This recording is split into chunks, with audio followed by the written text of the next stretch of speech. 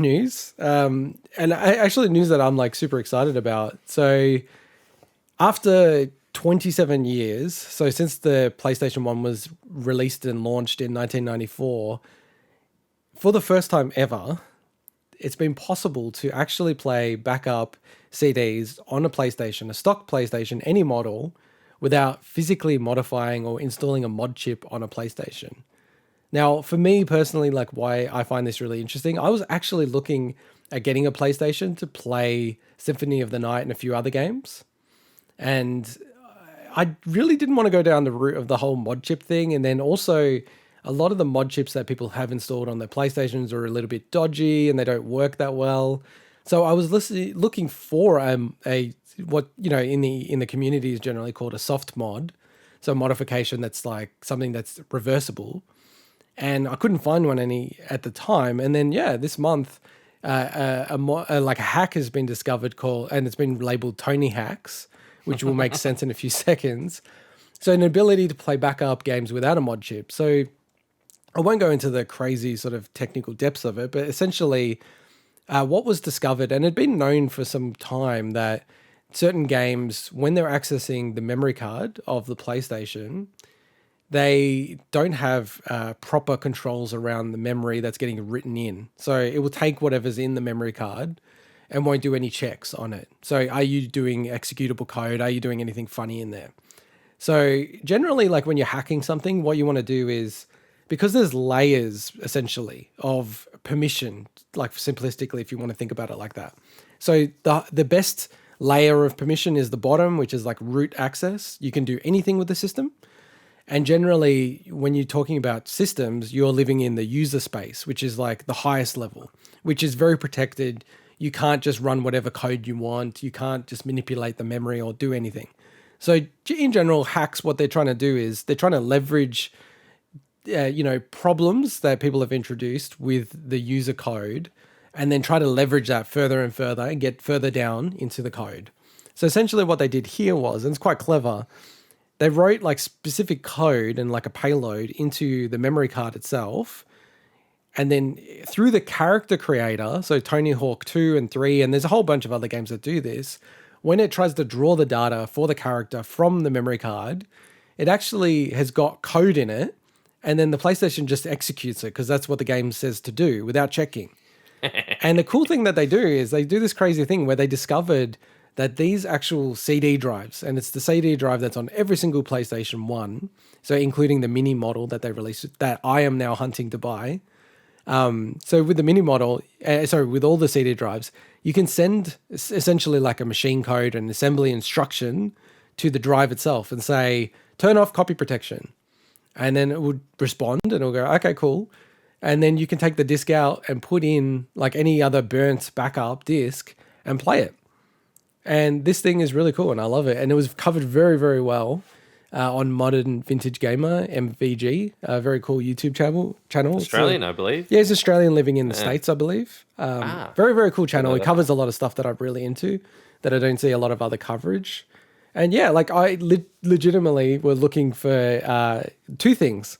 So can I buy a copy of Tony Hawk 2 or 3? Or what's the market like? Well, I think they're going up in price. Oh, no. And already, and this is what I love about capitalism, already on eBay, you can buy memory cards with tonyhax already on it. So you just plug it straight in. Now, you can do the tonyhax thing yourself. If you have a PlayStation 2, you can actually use the 2 slots for the memory cards, insert a memory card in and the USB drive and copy it across. And that's all you need to do. Okay. So that's the cheapest way to do it if you have a PlayStation 2. So very, very cool. What did you guys think about this? Yeah, I think it's cool in terms of the availability of backups, I guess, that it offers to the community.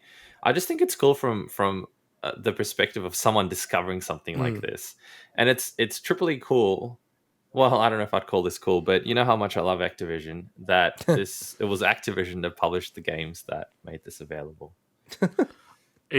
So I don't know if I should hate them or not now. I wonder how Activision would have felt if this was discovered back in the day, because then they would have sold so much more Tony Hawk, but then all their other games would have been pirated probably even easier than But the thing is, I mean, PlayStation, would you say PlayStation was already probably the most pirated console of all time at that point anyway? Surely it was pretty up there. It must have been, yeah. I think the knew a lot of PSP people is the that most did it. pirated console of all time. The PSP. Yeah. So I should say, like, this whole Softmod thing was very uncommon in the early generations of consoles because the OSes aren't as sophisticated, aren't as large. So there's kind of like not as many places where you can actually attack to try to soft mod it. Whereas the consoles later down the track became so bloated that, you know, people found massive exploits in the browser of most consoles because they just weren't really written in a very secure way. The one that I'll call out though is the Xbox One. The Xbox One, because they had so many piracy issues on the 360, and obviously like Xbox didn't want to lose any money, as you know, any sensible sort of, you know, platform wouldn't. They created a system that to this day still hasn't been beaten. So the Xbox One is like probably the most secure console that we've ever seen.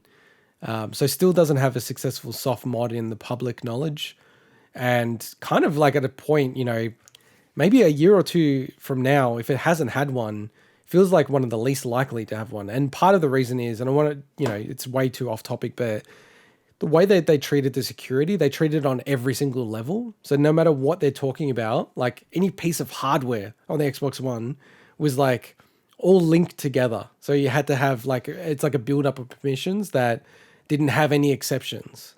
So yeah, they still haven't been able to break that one. But things like the PlayStation 3, like my PlayStation 3 soft modded. So essentially it's like modified, but I don't have any physical thing on there and I can revert it back. My 3DS is soft modded. I do a lot of that because some of the games are really hard to find in Australia. Because you're filthy, that's why. You're a filthy well, pirate. No, you can see all the... I'm more than happy to buy stuff. I'm showing all my amiibo that I've bought. Yeah, I think you've spent tens and tens and tens of thousands of dollars on games. No, but it's like, okay, like At least. when we've spoken about it, it's like sometimes games in Australia are really hard to get.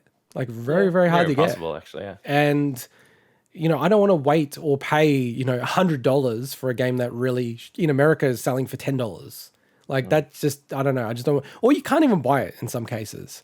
And I think for video game preservation, it's pretty massive as well. So I'm now definitely on the hunt for the little mini models of those PS1s. So it was called the PS1, which is weird. ONE. Yeah, exactly. Yeah.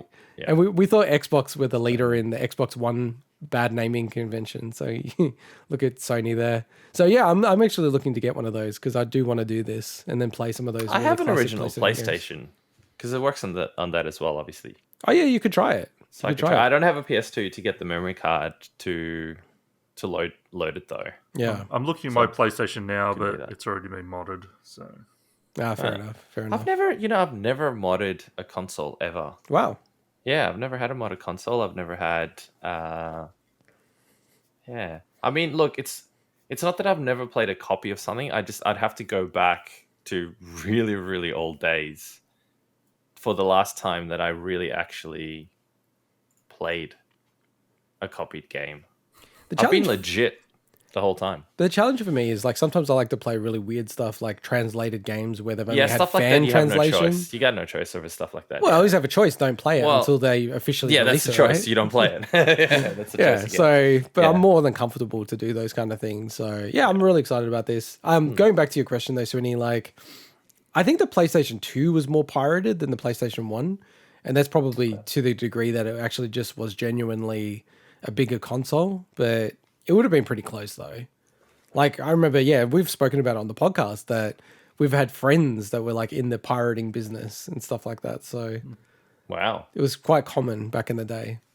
It's really cool. I like this story. It's exciting that there's still new developments in the hacking scene after this many years, which is pretty crazy. All right, let's move into my favorite segment of the week, the bargain